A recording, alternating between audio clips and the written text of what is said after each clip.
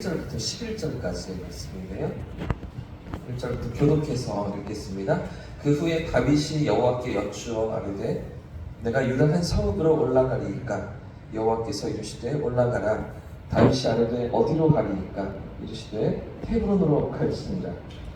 다윗이 그의 두 안에 이스라엘의 아히노암과 방백 사람 나발의 아내 아비가일을 데리고 그리로 올라가니 또 자기와 함께한 추종자들과 그들의 가족들을 다윗이 다 데리고 올라가서 헤브론 각 성읍에 살게 하니라.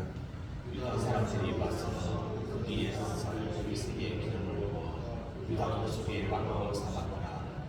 어떤 사람이 다윗에게 말하여 이르되 사울을 장사하는 사람은 길르앗 야베스 사람들이니이다 하매 다윗이 길르앗 야베스 사람들에게 전령들을 보내 그들에게 이르되 너희가 너희 주 사울에게 이처럼 은혜를 베풀어 그를 장사하였으니 여호와께 복을 받을지어다.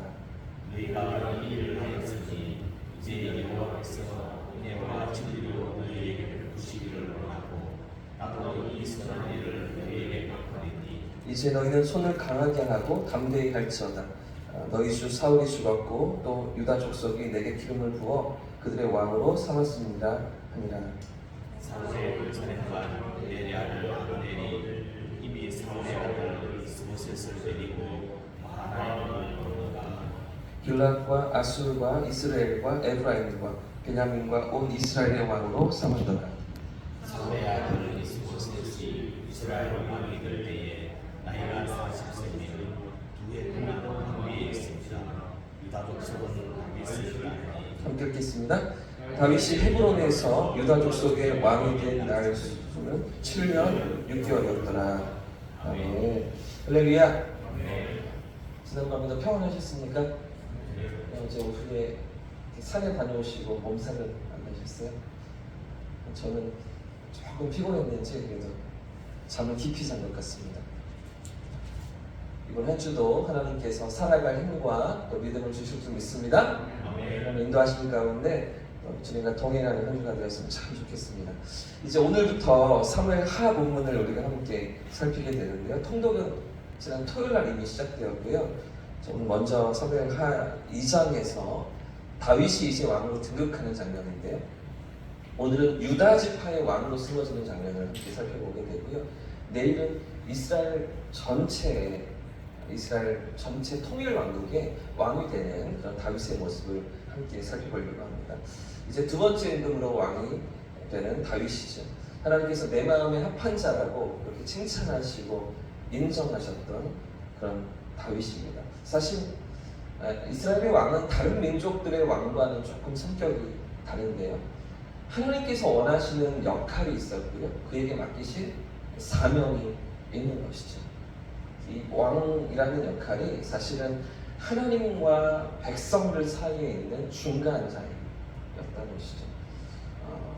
그 중간에서 하나님의 뜻을 드러내고 하나님의 뜻대로 백성들을 또 이끌어가는 그런 역할로서 하나님께서 부르셨던 것입니다. 세상의 임금들은 자기 마음대로 통치하고 다스리고 백성들을 부리지만 그러나 이스라엘의 왕은 진정한 왕이신 하나님 앞에서 그 하나님의 뜻을 드러내고 또 그 뜻대로 백성들을 이끌어갈 사명이 그 왕에게 있었던 것인데요. 그렇기 때문에 다른 민족들과 달리 이스라엘은 이 왕이 아주 중요합니다. 왕이 하나님 뜻 앞에 순종할 때에는 나라가 아주 부강해지게 되고요. 그런가 하면 왕이 하나님의 뜻을 놓치고 범죄하고 타락할 때에는 이 나라가 아주 어려워지고 고난 가운데 침략을 당하며 힘든 상황들을 경험하게 됩니다.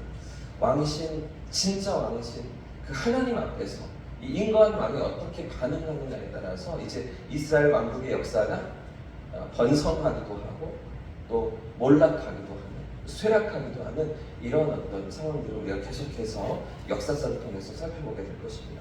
지금 사무엘 3까지 읽으시면서 사무엘과 사울 중심으로 조금은 한 권의 성경이 다 채워지는 것 같았지만 사무엘 하를 지나면서 이제 열왕기 상하로 넘어갈 때는 빠르게 이제 왕들의 모습을 보여주는데 사실 사무엘상은 이제 본격적으로 왕정이 세워지고 어떻게 왕정이 출발하고 있는지를 보여주기 위해서 많은 대목을 할애했지만 이제 그 뒤에서 보여주는 왕들의 모습은 하나님 앞에 어떻게 반응하느냐, 그렇죠?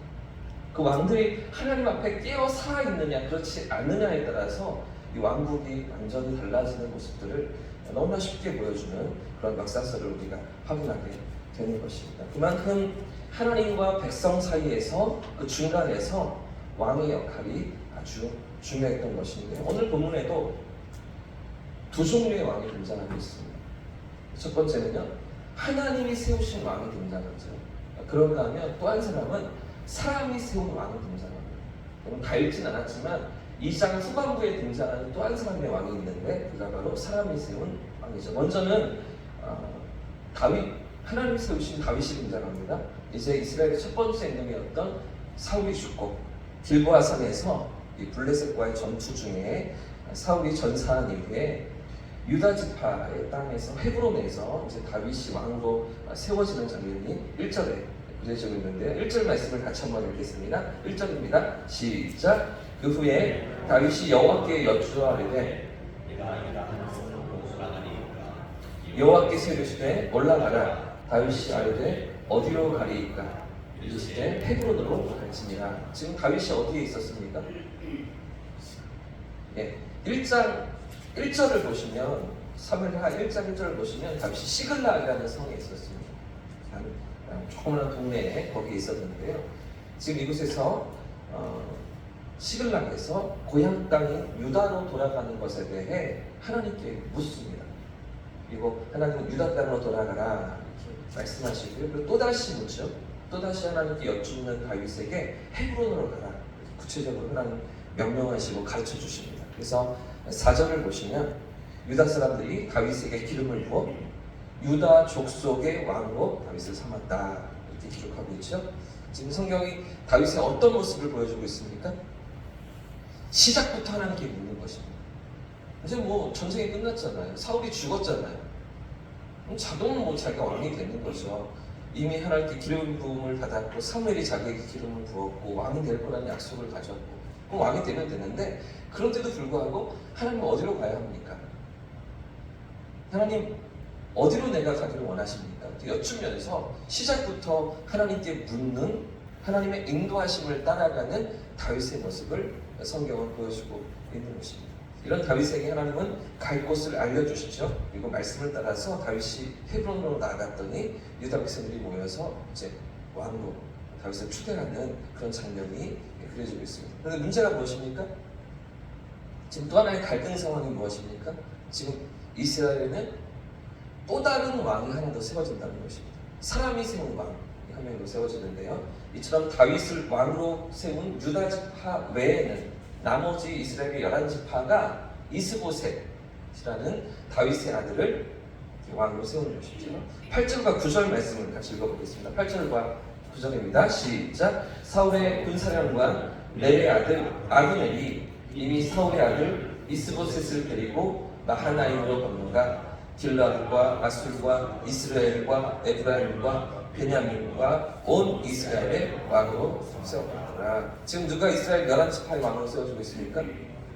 네, 이스보셋이죠. 사울의 아들이었습니다.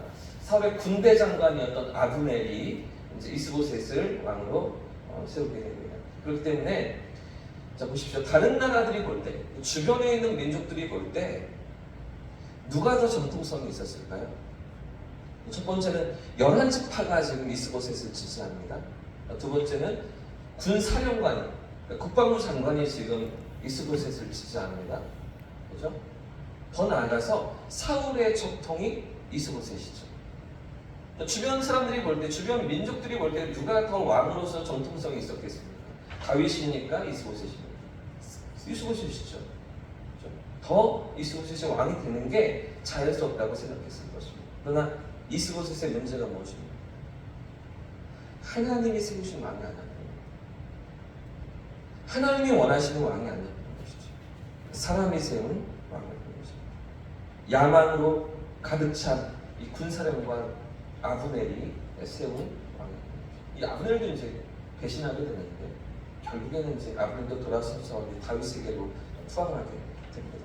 그래서 오늘 우리가 통독하면서 5장부터 8장까지의 말씀을 함께 읽으면서 이 이스보셋이 무너지고요, 다윗이 이스라엘 전체 왕으로 세워지는 모습을 우리가 함께 통독하게 되지만, 짧지 않은 시간 동안 이 두 개의 체제가 유지되어집니다. 어떤 분들은 한 2년이라고, 이스보셋이 2년 후에 이제 죽임을 당하거든요. 2년 동안 이 대치구도가 두 나라의, 한민족의 두 나라의 상황이 유지되었다고 보기도 하고요. 오늘 읽었던 11절 말씀을 보시면 헤브론에서 7년 6개월 동안 왕으로 다스렸던 다윗이, 그리고 나서 이제 예루살렘으로 올라가서 그 이후에 또 33년을 다스렸기 때문에 7년 반 동안 이런 갈등 상황이 두 나라의 어떤 나누어져 있던 모습이 유지되었다라고 보는 학자들도 있습니다. 2년이든지 혹은 7년 6개월이든지 이렇게 갈라져 있는 상황이 유지되는 것인데, 아무튼 중요한 것은 짧지 않은 시간 동안 2년이라 해도요, 하나님께서 세우신 다윗과 사람이 세운 이스보셋이 대립하면서 나누어져 있는 그런 시기들을 보내게 된다는 것입니다. 그러나 결국 이 상황 가운데 누가 진짜 왕으로 등극하는 것입니까? 하나님이 세우신 다윗이 등극하는 것이죠. 하나님이 함께 하시고 하나님이 이끄시는 바로 그 왕이 세워지는 것입니다. 자, 그런 가운데 내일 우리가 살펴볼 텐데, 이런 짧지 않은 시간에 2년 동안 혹은 7년 반 동안 다윗이 어떻게 기다렸는가를 우리가 내일 살펴보려고 합니다. 결국은 하나님께서 그를 세우시지만, 하나님께서 그를 왕으로 인정하시지만, 그런 가운데 다윗이 어떤 마음으로 또 이 시간들을 버텨내 왔는지 그 모습을 내일도 살펴보려고 합니다. 내일도 빠지시면 안 됩니다. 드라마처럼. 오늘 말씀이 우리에게 무엇을 교훈하고 있습니까? 우리의 삶에 진짜 왕이 누구인가 하는 거죠. 이스라엘과 하나님 사이에서 역할을 감당해야 됐던 그 이스라엘 왕처럼 오늘 우리의 삶의 진짜 왕은 누구인가? 그렇죠? 다윗은 자신이 비록 왕으로 부름받았지만, 자기가 왕으로 세움받았지만, 진짜 왕은 하나님이심을 인정하며 살았던 사람입니다. 그의 모든 역할과 사명이 하나님 뜻 앞에서 있는 것임을 깨달았던 것이죠. 그래서 시작부터, 그 출발부터 하나님께 묻는 것 아니겠어요? 그래서 하나님의 인도하심을 구하는 거 아니겠어요? 하나님 어디로 갈까요? 하나님 제가 어디로 가야겠습니까? 한 걸음 한 걸음 시작부터 물으면서 인도하심을 따라 나아가는 다윗의 모습, 그 모습을 성경이 우리에게 보여주는 것이죠.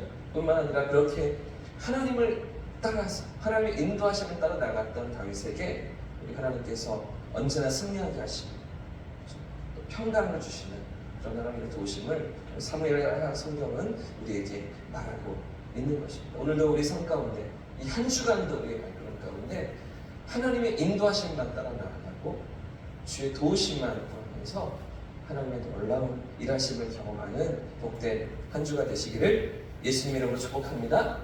내가 내 삶의 주인이 아니라 하나님의 주인 되심을 인정하면서, 하나님의 왕 되심을 인정하면서 그 하나님 앞에서 믿음으로 살아갈 때 우리 삶에 승리를 주시고 평안함을 주시는 그 하나님의 은혜를 날마다 누리는 저와 우리 모두의 삶을 축복합니다.